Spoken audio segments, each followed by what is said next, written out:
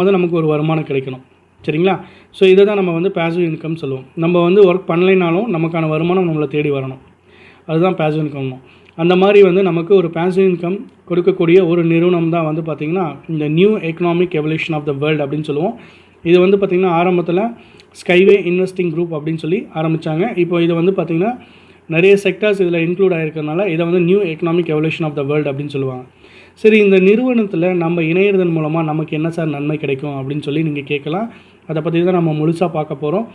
இந்த விஷயம் வந்து பார்த்திங்கன்னா opportunities that arise once in a life time அப்படின்னு சொல்லலாம். வாழ்நாளில் ஒரு முறை மட்டுமே இந்த மாதிரியான வாய்ப்புகள் நம்மளை தேடி வரும். அந்த வாய்ப்புகளை நம்மளை தேடி வரும்போது பயன்படுத்திக்கணும்னு சொல்லலாம்.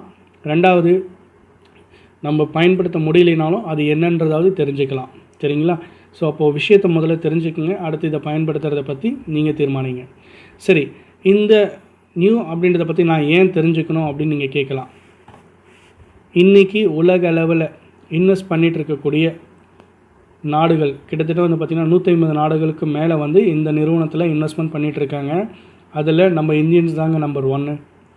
சரிங்களா? அப்போ இந்தியன்ஸ் வந்து இதில் இவ்வளோ இன்வெஸ்ட் பண்ணிகிட்ருக்காங்க அப்படின்னும் பொழுது இதில் வந்து பார்த்திங்கன்னா நார்த் இந்தியன்ஸ், எனக்கு தெரிஞ்ச ஒரு MLM லீடர் ஒருத்தர் இருந்தார்.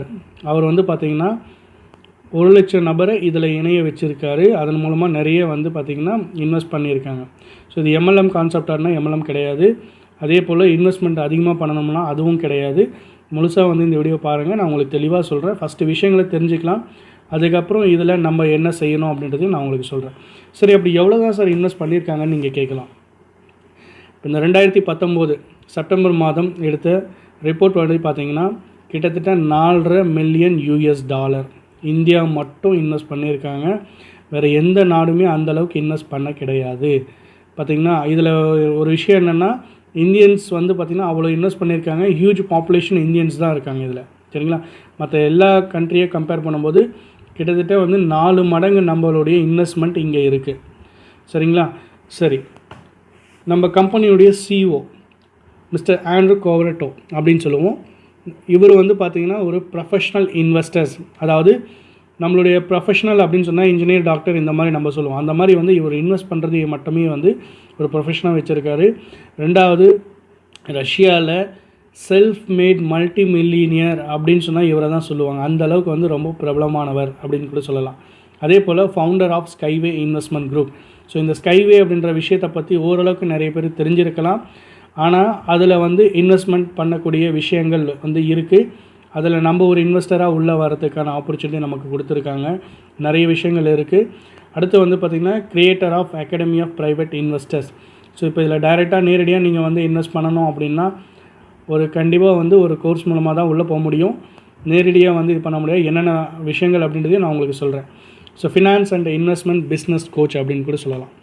சரி, இவர் வந்து ஒரு 8 விஷயம் சொல்கிறாரு. அதாவது ப்ரெசன்ட் ஃபார் யூ, அதாவது training courses 8 rules of a private investor.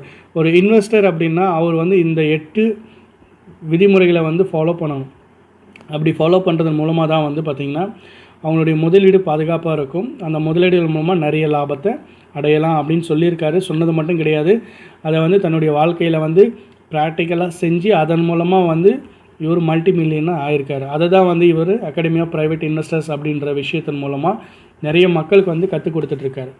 சரிங்களா? சரி, இப்போ நமக்கு வந்து என்ன பெனிஃபிட், இந்த நிறுவனத்தில் நம்ம எவ்வளோ வந்து முதலீடு சொன்னால் நமக்கு என்ன பெனிஃபிட் கிடைக்குது அப்படின்னு சொல்லியும் பார்க்கலாம். இதில் முதலீடை பொறுத்த வரைக்கும் வந்து பார்த்திங்கன்னா பெரிய தொகையெல்லாம் கிடையாது. முதலீட்டாளர்கள் எல்லாமே வந்து லட்சக்கணக்கில் கொடுக்கும், அவ்வளோலாம் கிடையாதுங்க. வெறும் ஆயிரக்கணக்கில் தான் நம்ம இதில் இன்வெஸ்ட் பண்ண போகிறோம். அதில் இன்வெஸ்ட் பண்ணுறதுக்கு நமக்கு என்ன கிடைக்குது அப்படின்னு சொல்லி பார்த்திங்கன்னா, இந்த நிறுவனத்தில், அதாவது இதை வந்து க்ளோஸ்டு கிளப் அப்படின்னு சொல்லுவோம். ஒரு குறிப்பிட்ட நபர்கள் மட்டும்தான் இதில் வந்து இணையணும். அதாவது இணையக்கூடியவங்க எல்லாமே வந்து பார்த்திங்கன்னா இதில் ஒரு மெம்பராக இருப்பாங்க. இப்போ உதாரணத்துக்கு நம்ம சொசைட்டி அப்படின்னு சொல்லலாம். சொசைட்டினா அந்த சொசைட்டியில் இருக்கக்கூடியவங்க மட்டும்தான் பெனிஃபிட் கிடைக்கலையும். அந்த மாதிரி வந்து இது ஒரு க்ளோஸ்டு கிளப்பு. இதுக்குள்ளே வந்து பார்த்திங்கன்னா என்ட்ரி ஆகணும் அப்படின்னா கண்டிப்பாக ஒரு எஜுகேஷன் பேக்கேஜ் நம்மளுடைய இதை பொறுத்து நம்ம எடுத்துக்கலாம். நம்மளுடைய தேவையை பொறுத்து நம்ம பர்ச்சேஸ் பண்ணிக்கலாம். சரிங்களா? ஸோ அந்த எஜுகேஷன் பேக்கேஜ் வாங்குறதுனால என்ன சார் பெனிஃபிட்னு கேட்கலாம். இந்த எஜுகேஷன் பேக்கேஜ் வாங்குறதுனால உங்களுக்கு 3 விதமான பெனிஃபிட்ஸ் கிடைக்கிது. ஒன்று வந்து உங்களுக்கு கற்றுக் கொடுக்குறாங்க, பிஸ்னஸ்னால் என்னென்னு கற்றுக் கொடுக்குறாங்க. ரெண்டாவது, அதுக்கு ஈக்குவலான ப்ரீ IPO ஈக்விட்டி ஷேர்ஸ் அப்படின்னு சொல்லுவாங்க. இந்த ஷேர் அப்படின்றதெல்லாம் வந்து பார்த்திங்கன்னா ரியல் ஆசட்டாக வரும்பொழுது உங்களுக்கு வந்து நீங்கள் நினச்சி கூட பார்க்க முடியாத ஒரு வருமானத்தை தரும் அப்படின்னு சொல்லலாம். உதாரணத்துக்கு நம்ம கூகுளினுடைய ஷேர், இப்போ கரண்ட் ஷேர் வந்து பார்த்திங்கன்னா $1200 யூஎஸ் டாலராக இருக்குது. இந்திய மதிப்பில் ஒரு ஷேர் வாங்கணுன்னா 90,000 ரூபா ஆகும். கிட்டத்தட்ட 1 லட்ச ரூபா கணக்கு வச்சுக்கோங்க. அமேசானுடைய ஷேர் 1,53,000. இதெல்லாம் ஒரு ஷேர் தான். ஆப்பிளினுடைய ஷேர் 20,000 ரூபா. ஃபேஸ்புக்கினுடைய ஷேர் வந்து 13,000 ரூபா. அப்புறம் வந்து பார்த்திங்கன்னா நெட்ஃப்ளிக்ஸினுடைய ஷேர் 27,000 ரூபா. இது எல்லாமே வந்து ஒரு ஷேர்னுடைய ப்ரைஸ். சரி, இந்த ஷேர் வாங்குறதுனால நமக்கு என்ன பெனிஃபிட் இருக்குது அப்படின்னா, நீங்கள் இந்த பேக்கேஜை வாங்குறது மூலமாக உங்களுக்கு ப்ரீ ஐபிஓ ஈக்விட்டி ஷேர்ஸ் கொடுக்குறாங்க. ரெண்டாவது மந்த்லி உங்களுக்கு லாயல்ட்டி போனஸ் கொடுக்குறாங்க. இது மட்டும் இல்லாமல் டிவிடெண்ட்டும் உங்களுக்கு கிடைக்கும். இது வந்து பார்த்திங்கன்னா ஒவ்வொரு டிவிடெண்ட் அப்படின்னும் பொழுது நம்மளுடைய இன்வெஸ்ட்மெண்ட்டுக்கு ஈக்குவலண்ட்டான டிவிடெண்ட், அதாவது கம்பெனியுடைய ப்ராஃபிட்லேருந்து நமக்கு சம் பர்சன்டேஜ் வந்து டிவிடெண்ட்டாக கிடைக்கும். இது மந்த்லி நமக்கு கிடைக்கும், அதையும் கொடுக்குறாங்க. இன்னொரு விஷயம் என்னென்னா கோ ஓனர்ஷிப் அப்படின்னு சொல்லுவோம். அதாவது இதில் இணையக்கூடியவங்க அத்தனை பேருமே, யாரெல்லாம் ஒரு சின்ன அமௌண்ட்டாக இருக்கட்டும் பெரிய அமௌண்ட்டாக இருக்கட்டும், அவங்களால எவ்வளோ முடியுமோ அதில் இன்வெஸ்ட் பண்ணக்கூடிய அத்தனை பேருமே கோ ஓனர் அப்படின்னு சொல்லுவாங்க. கோ ஓனர் அப்படின்னா நீங்களும் அந்த நிறுவனமும் வந்து பார்த்திங்கன்னா ஒன் ஆஃப் த ஓனர், நீங்களும் வந்து ஒரு one of the owner of the company அப்படின்னு சொல்லலாம். அந்த நிறுவனத்தில் நீங்களும் ஒரு ஓனர், கோ ஓனர்.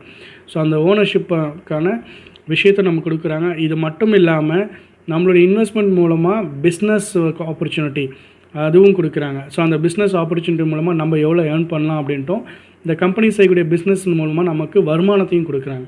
ஸோ இந்த 3 விஷயமும் நமக்கு கிடைக்கும் அப்படின்னு சொல்லலாம். சரி, இப்போ கம்பெனியுடைய ஹிஸ்ட்ரி வந்து மேலோட்டமாக பார்த்துக்கலாம். நம்மளுடைய கம்பெனி வந்து இதை ஆரம்பித்து 6 மாதமோ 7 மாதமோ அப்படின்னு கிடையாது. 2011 வந்து பார்த்திங்கன்னா அகாடமி ஆஃப் ப்ரைவேட் இன்வெஸ்டர்ஸ் அப்படின்னு சொல்லி இவர் நம்ம சிஇஓ வந்து ஆரம்பித்தார். அப்போ வெறும் $1,500 வச்சு இவர் இதை ஆரம்பித்தார். அந்த வருடத்தில் கிட்டத்தட்ட ஒரு 4 வருஷத்தில் டர்ன் ஓவர் மட்டும் பார்த்திங்கன்னா 1 லட்சம், அதாவது 1 மில்லியன் யூரோ வந்து டர்ன் ஓவர் ஆகிருக்கு. அதுக்கு அடுத்தது வந்து ஸ்கைவே இன்வெஸ்ட்மெண்ட் குரூப், அதாவது அனாட்டலி அப்படின்னு சொல்லுவாங்க. அவர் தான் வந்து பார்த்திங்கன்னா நம்மளுடைய ஸ்கைவே ப்ராஜெக்டினுடைய இன்வென்டர். ஸோ அவர்கிட்ட வந்து ஒரு ப்ராஜெக்ட் இருந்தது, நம்மக்கிட்ட ஃபண்ட் இருந்தது. ஸோ இதை வந்து என்ன பண்ணலாம் அப்படின்னா அந்த ப்ராஜெக்ட்டுக்கு நம்மளுடைய ஃபண்டை வந்து கொடுக்கலாம் அப்படின்னு சொல்லிட்டு ஸ்கைவே இன்வெஸ்ட்மெண்ட் குரூப் அப்படின்னு சொல்லி ஆரம்பித்தாங்க. அது இன்றைக்கி பயங்கர ஒரு மேசிவ் இதாக போயிட்டுருக்கு. ஸோ அதுக்கப்புறமா வந்து பார்த்திங்கன்னா கிரிப்டோ யூனிட் ப்ரோக்ராம் அப்படின்ற ஒரு விஷயத்தை வந்து கொடுக்க ஆரம்பித்தாங்க. இன்வெஸ்டர்ஸை வந்து அட்ராக்ட் பண்ணலாம் அப்படின்றதுக்காகவும், நிறைய வந்து பார்த்திங்கன்னா மில்லினியர்ஸை உருவாக்கணும் அப்படின்ற நோக்கத்துக்காகவும், உலக அளவில் குறைந்தபட்சம் 15% மக்களையாவது மில்லினியர் ஆக்கணும் அப்படின்றது இவருடைய நோக்கம். அதுக்காக வந்து ஆரம்பிக்கப்பட்டது தான் இந்த கிரிப்டோ யூனிட் ப்ரோக்ராம். அதன் மூலமாக வந்து பார்த்திங்கன்னா ஒரு நாளைக்கு மட்டுமே வந்து கிட்டத்தட்ட 7.7 மில்லியன் யூஎஸ் டாலர் வந்து டர்ன் ஓவர் ஆகிட்டுருக்கு. சரிங்களா? இப்போ நம்மளுடைய மொத்த தொகை எவ்வளோ அப்படின்னா 13 லட்சம் இன்வெஸ்டர்ஸ் இதுக்குள்ளே இருக்காங்க. ஸோ இது வந்து பார்த்திங்கன்னா நம்மளுடைய க்ரோத். இதுதான் நம்மளுடைய ஸ்கைவே ப்ராஜெக்ட். இந்த ஸ்கைவே ப்ராஜெக்ட் தான் வந்து நம்மளுடைய மேஜர் விஷயம். அது மட்டும் கிடையாது, இது வந்து ஒன் ஆஃப் த ப்ராஜெக்ட் தான். நம்மளது வந்து மொத்தம் 20 ப்ராஜெக்ட் இந்த மாதிரி இருக்குது. அதில் one of the project skyway. இந்த ஸ்கைவே வந்து எக்கோ ஃப்ரெண்ட்லி, ஆக்சிடென்ட் ஆகாது. ரெண்டாவது வந்து பார்த்திங்கன்னா பொல்யூஷன் வந்து ஏற்படாது அப்படின்னு சொல்லியிருக்கோம். இன்னொன்று வந்து ஃபியூலும் வந்து பார்த்திங்கன்னா சேவ் ஆகும். இந்த ப்ராஜெக்டினுடைய எக்ஸ்போ வந்து இந்த வருடம் டிசம்பர் மாதம் துபாயில் நடக்க இருக்குது. ஸோ துபாயில் வந்து பார்த்திங்கன்னா லீகல் இஷ்யூஸ் இருந்தாக்க ஏகப்பட்ட ப்ராப்ளம். துபாயிலே வந்து இந்த எக்ஸ்போ நடக்குது அப்படின்னா நம்மளுடைய நிறுவனத்தை பற்றி தெரிஞ்சுக்கங்க எந்தளவுக்கு வந்து இது வந்து ஜென்யூனான ஒரு கம்பெனியாக இருக்கும்ன்ட்டு.